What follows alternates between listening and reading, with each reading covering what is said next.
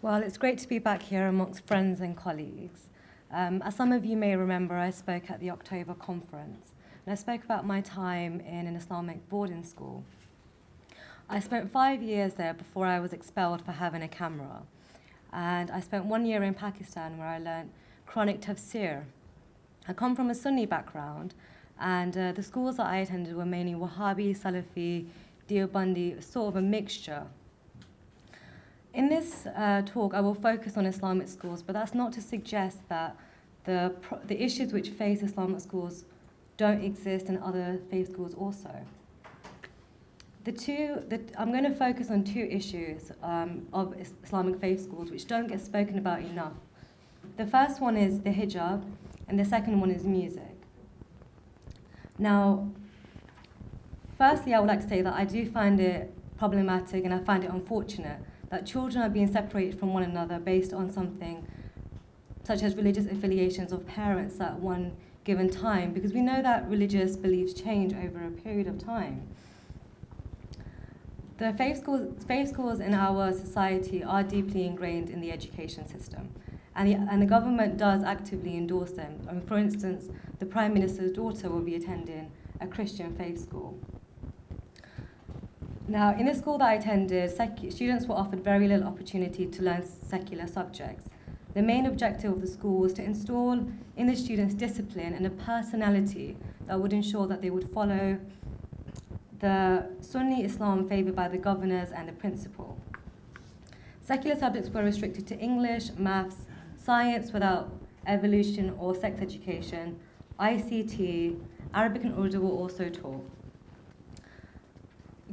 Now, in terms of national curriculum, private faith schools do have the right to not teach national curriculum. Greg Hurst, who is the education editor of The Times, writes for private schools, and he says private schools have few legal requirements on what they must teach children. The proprietor must have a written policy on the school's curriculum and evidence of how this is used to plan lessons. The actual content is, however, entirely left to the school. They have no obligation to follow the national curriculum taught in maintained schools.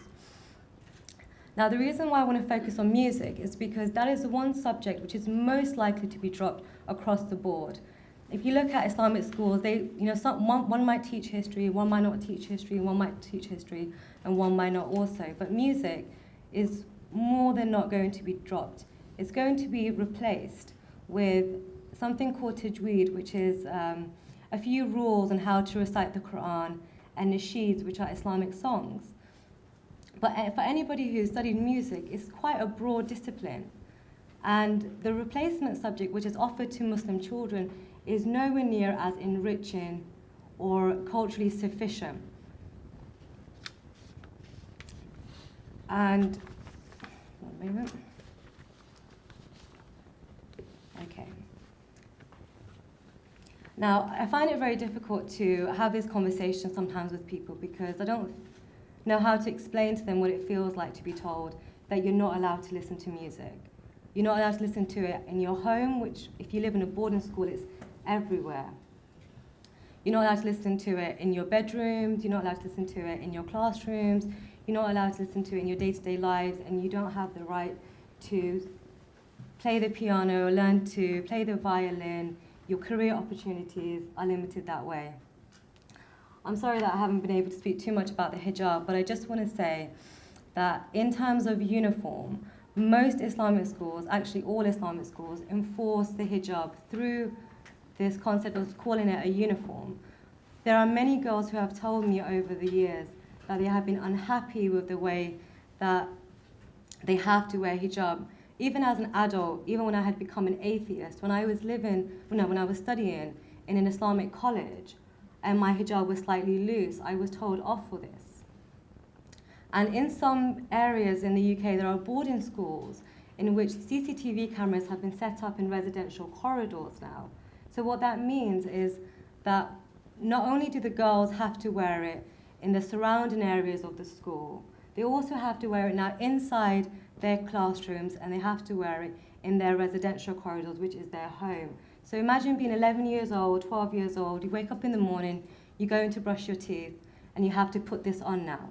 and then you have to walk to the bathroom, and then you can take it off, and then you come back to your room. And the government says in their guidelines to their inspectors, do not conflate the hijab as something oppressive, but rather as a symbol of piety and modesty. I think we have to think twice about this. Both these, the music issue and the hijab issue, do relate to the notion of freedom of expression, and that is being taken away from British children, thousands of British children every day in this country, and it is really important that we do something about it. Thank you.